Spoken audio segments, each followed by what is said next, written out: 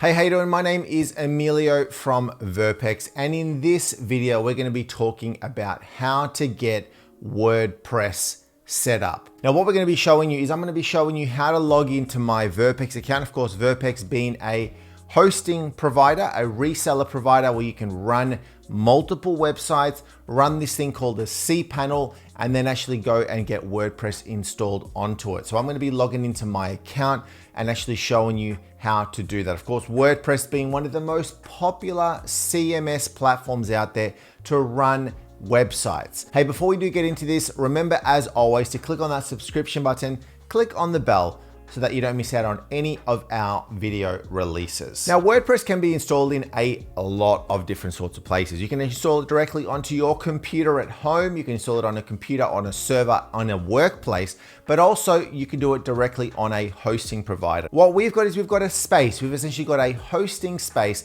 with a server. We'll then set up an account, point our web domain to that, log into our cPanel and install WordPress. So let's now jump onto our computer and get this started. So first things first, we're going to go and log into our Verpex account. If you don't already have an account, go and set one of those up, but throw in your username and password.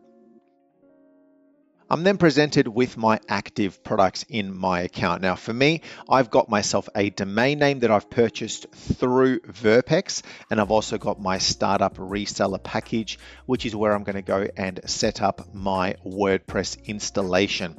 So throw in your details, log into the control panel, and then we go from there. Here we have our WHM portal, and this essentially sits one level higher from your accounts themselves, which is the reseller accounts that you would then go and use, setting up your cPanel and configuring your WordPress. So within here, you can select your list accounts area and you can see exactly what domains I've got and which ones have got an associated cPanel against it. cPanel, of course, being the area which is going to allow me to go and set up my WordPress installation, my website.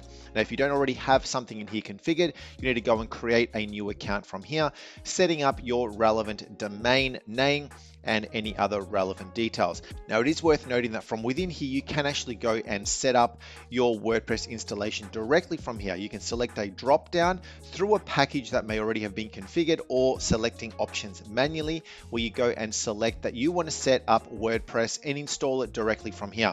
Now, that is one option that you can do directly from WHM, and it's a great option to use. In our case, we're not going to go and do this. We're not going to automatically set it up. We're going to do this once we actually have our domain set up, our hosting set up, and we can log into our cPanel.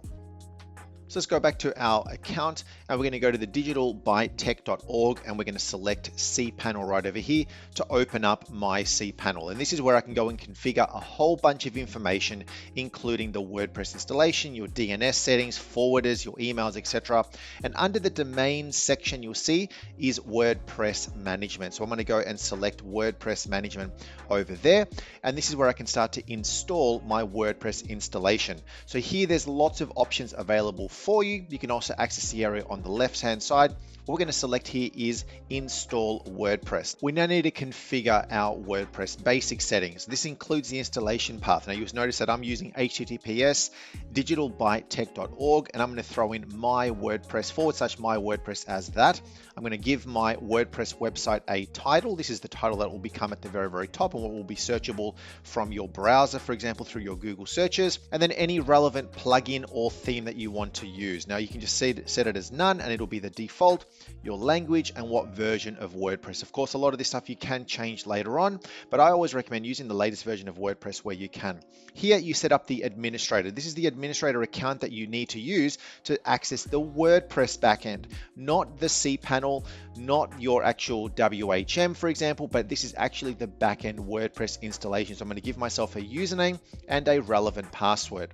Now, behind WordPress sits a database, and also you can access the database directly by providing relevant details to log into that, such as a username and a password as well. Now, it's worth noting that WordPress is a piece of code. It's some software. It's called a CMS.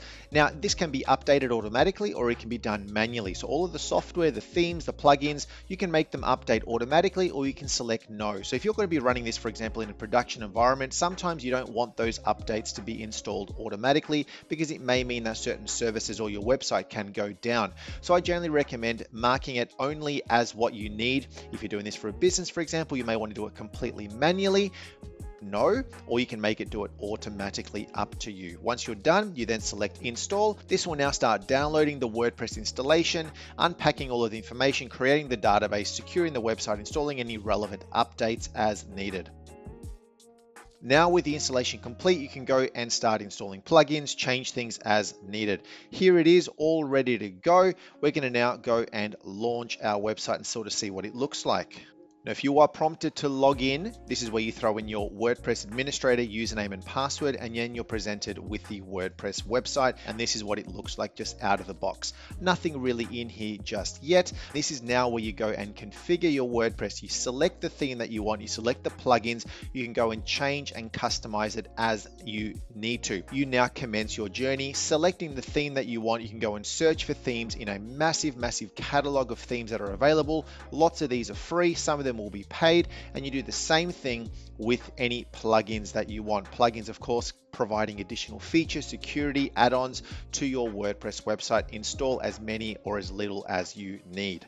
You now need to go and design the website. You go and pick the theme that you want, install the plugins that you want, and start to make the thing look really nice. And of course, WordPress being the easiest platform to be able to drag and drop, install all of these nice little add-ons to make your WordPress stand out and make it perfect for you. Hey, thank you so much for tuning in. Hopefully this helped you out. If you did, let us know down below in the comments. And as always, click on that subscription button, click on the bell, and we'll see you on the next video.